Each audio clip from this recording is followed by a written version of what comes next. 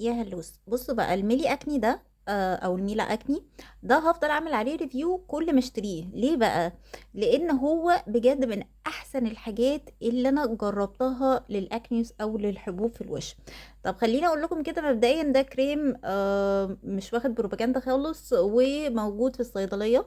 انا العبوه دي بقت روتين في حياتي، تمام، لان انا وشي بيطلع له حبوب. اكل انا الحبوب بتطلع لي ايه من الاكل. يعني ركز يا جماعه، اللي بيطلع له حبوب ده وهو تمام وكل حاجه. الاكل يا جماعه على فكره بيطلع حبوب، لما اكل شيبسيات وحاجات مواد حافظه كتير يبتدي يطلع لي حبوب. تمام. طيب بالنسبه بقى للكريم ده، ايه اللي بيميزه عن اي كريم للحبوب تاني؟ اولا هو سعره حلو، ثانيا هيقعد معاكي وقت طويل جدا. بيشيل الحبايه بتاعه المناسبات وغير المناسبات، وبيقلل من الاكني سكار، يعني اثار الحبوب اللي موجوده. طب خليني كده اقول لكم ان ايه اللي بيميزه بقى عن اي كريمات تانية. اولا هو طبعا اي كريم اكني بيبقى مقشر، لكن هو بقى مش بيكسفوليات بس او بيقشر بس المنطقه، لا يا جماعه، ده بصوا بقى. هو في ايه؟ هو بيقولك ان طريقه استخدامه بنضيف طبقه على كل حبايه، وقال وبعدين واشت ويز ووتر، يعني بنغسله بعديها بالوش. فما قالش بنسيبه قد ايه، انا بسيبه تلت ساعه على الحبايه وبعدين اغسل وشي، وده مهم جدا ان احنا نغسل وشنا بعديها.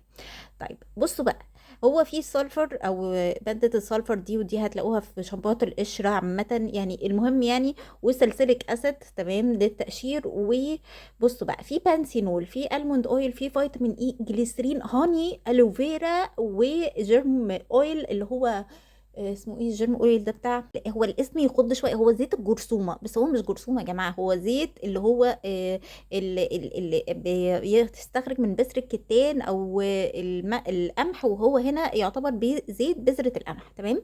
فعشان بس ما تتخضوش من جيرم اويل دي. ده ليه ميزته بقى، ان فيه فيتامين اي برضو، وفي انتي اوكسيدنتس، غني جدا بالانتي اوكسيدنتس يا جماعه. فده كريم مميز جدا في كل حاجه، يعني انت بعد ما تشطفي وشك مش محتاجه ترطبي خلاص. هل ليه عيب؟ ليه عيب، انا مش عارفه بقى. ده بالنسبه لي عيب طفيف، يعني بصوا، هو ركزوا كده، هو لونه اصفر، تمام، فبيبان قوي في الوش، مش ابيض، فبيبقى شكله مش لطيف، فحطيه وانتي لوحدك كده، تمام. يعني لو يعني ريحته مش احسن حاجه، ريحه كبريت، بس مش اكتر من كده، يعني هو ده ممكن يكون العيب بتاعه، مش اكتر من كده. بصوا، بس طبعا العلبه تقعد معاكي وقت كبير كده في شنطتك بقى، ها، في شنطتك كده.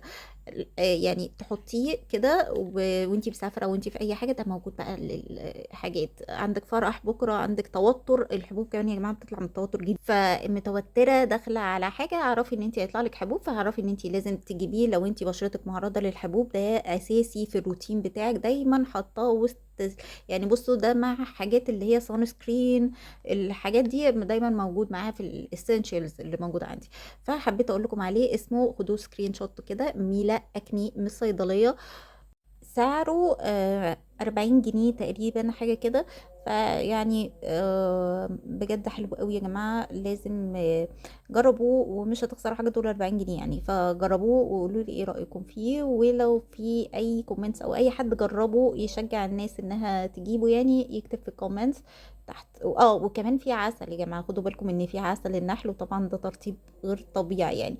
ف بس فالكريم يستاهل، يعني القيمة مقابل السعر، لا هو طبعا سعر اقل كتير قوي من قيمته بصراحة.